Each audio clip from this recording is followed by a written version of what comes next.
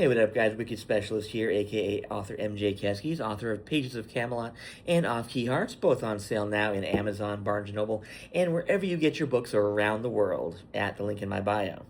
I'm here to talk to you today, no, not about my books, but about, somebody that's been a huge inspiration to me. She actually her music inspired me to write the novels that I have just mentioned. That is Olivia Rodrigo. She just put out her third album, You Seem Pretty Sad for a Girl So in Love, and I have been mulling over this album since last night at midnight. Right at midnight, I was right on Spotify listening, waiting for that to drop, and oh, what an emotional roller coaster. What a master class in music storytelling, music production, everything. Absolutely loved it. This album really felt like a complete emotional journey, a whole story, from the spark of new love through the messy middle, right into heartbreak and reflection. Now, I've been living with these songs a bit now, and I'm ready to break it all down track by track, so let's dive in, shall we? Track 1, Drop Dead, the first single off the album, which we first heard in April, the song that made me a fan. It is an amazing opening track. It sets the stage perfectly, pulls you straight, and just makes you feel that pure joy of sparking new love. Just a hint of paranoia mentioned in there, and that's going to pay off down the road. Now, the energy is infectious is the ideal way to kick off the new album. Great choice for the first single. Next song, Stupid Song. That's the new single that just dropped last night as well. Great music video. And this one honestly felt like the most modern, straight-up female pop sounding song that Olivia has ever done. I gotta say, the Swifties are probably gonna have a field day with this one, but honestly, it is a great song regardless. It is... I mean, she doesn't make a bad song. She does not make a bad song. It's catchy, it's fun, it works, and it grows on you. Like, I liked it last night. Absolutely loved it the second time, and the third time, and the fourth time. All right. Track 3, Honeybee. Now, Honeybee feels like a total dream. That is just ethereal, floaty, jazzy, kind of has... I want to hear an 8-bit MIDI version, because it kind of has this, like, Nintendo, Zelda, Final Fantasy opening mission... Not mission. You know, a village, like prologue. It kind of feels like that, very ethereal. It's one of those tracks that wraps around you like a warm hug. Who's gonna hate that? Who's gonna hate that? Honeybee. That's my dog, Honeybee. Anyway. Track 4, Maggots for Brains. Now, Maggots for Brains is a super catchy pop song. I love that the lyrics say one thing and the music is something totally different. And that dichotomy right there is just so genius. Now, that's the song that she had said was inspired by Miranda and Steve from Sex and the City, and I totally get that reference. Great show. I still say I am a #1 Steve defender. They did Steve so dirty in that Just Like That, but that's another video topic. Really, that dichotomy of the peppy, poppy music and these really dour lyrics about how you're in that stage of being in a relationship when you're not with them, it makes you feel like a zombie, like you need to be with them to live, to breathe. I get that. I do. All right. Then next track up is You and Me Equals Heart Forever. This is the moment in the story when the relationship starts to feel real. Olivia really captures that self-awareness like nobody else. The music, once again, leans more into a bit of the standard modern pop era, but the emotional core is pure Olivia. Like, I love this album so much, but I almost can't help but wonder if, in a way, the label was like, Olivia, you got to put out something more traditional pop, because she can do rock, country, anything she wants to, she can do. And I almost wonder if the studio was like, hey, you got to make something a little more pop sounding on this one. I mean, it's great. I love it, but that's just how I felt about it. Next on to track 6, My Way. Okay, now this song really has grown on me a lot. I liked it a lot. It's synth pop based, hooks you from the very first note. It dives into her petty side, and this time, unlike other songs when she talks about being like just jealous of another girl, or she's like claiming her man, she's like, no, this is mine, you stay over there. different side of her than we've ever seen in her music. The aggressive side, I like it. I love it. I want to see more of that. That was great stuff. And I just heard they use that song in the Supergirl TV spot. And that is really cool. That song really fits the vibe of that movie really well. Hopefully, I'll be talking about that one in a few weeks when that comes out. Next up is Purple. Now, Purple feels like it is, and it feels like, and it is, the end of the first act of this two-act story. The relationship has become so familiar, yet it's trouble. The trouble is there.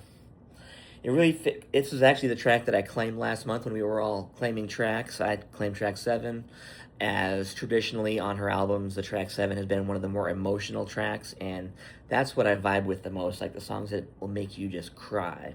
And I'm not ashamed to admit that Olivia Rodrigo's music has made me cry on, well, just about every occasion. Sometimes even the happy songs make me cry sometimes. I'm just an emotional type guy. That's just me.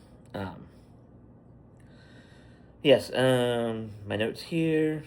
Yeah, that's it perfectly. It's pop, then it has some 90s alt-rock undertones near the end. Slides right in a perfect bridge into the You Seem So Pretty Sad side of the album.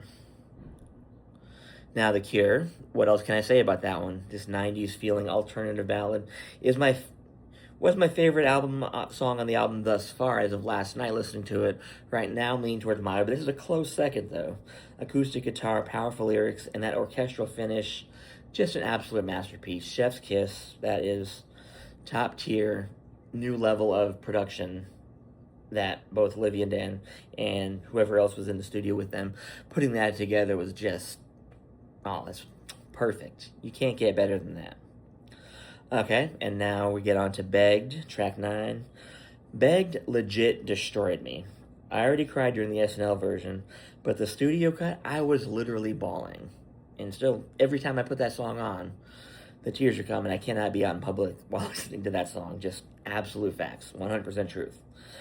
I don't know how it can get much sadder than this, but I knew that it was coming. I knew that it was coming, and it did.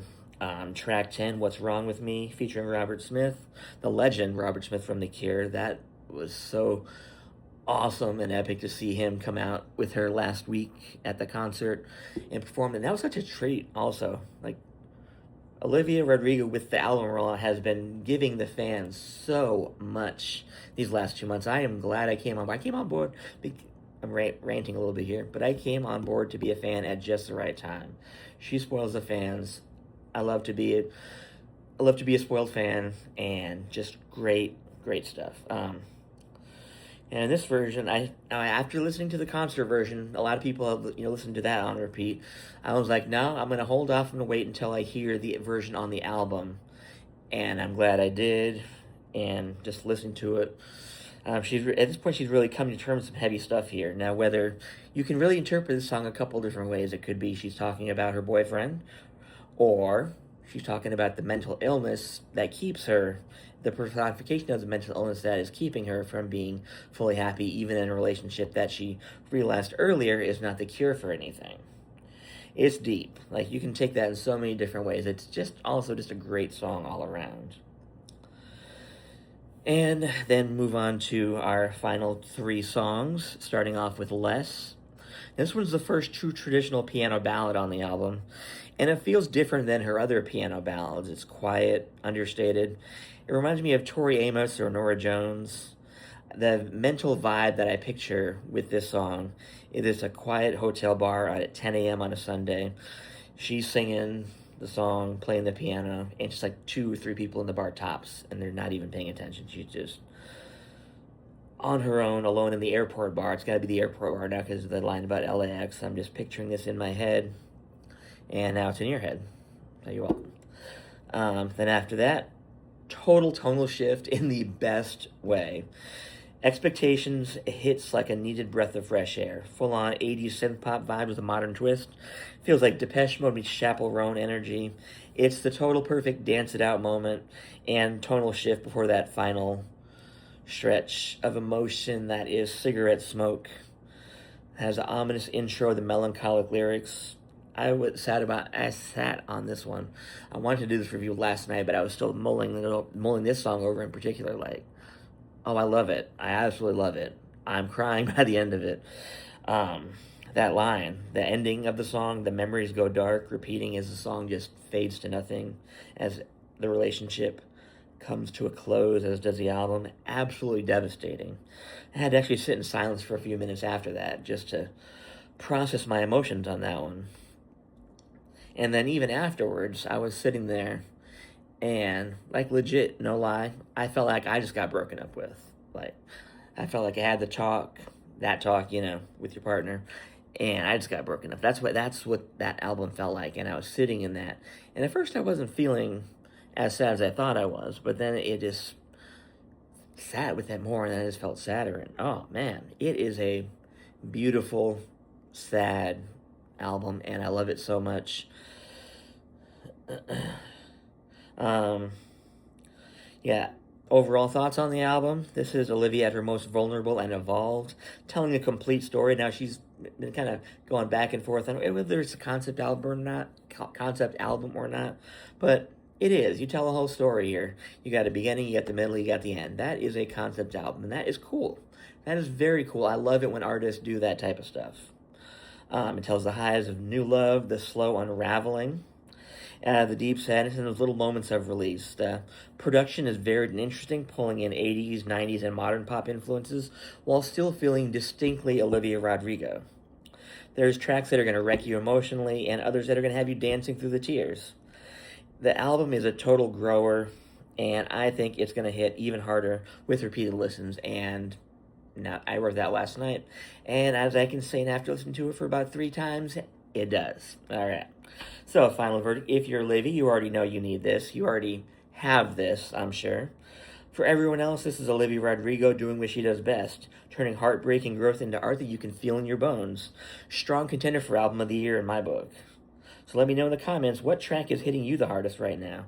Drop your favorite Olivia Rodrigo tracks in the comments below, and if you want to see more music videos, I can do more of these. I'll see you next time. Keep it weird, guys. Peace.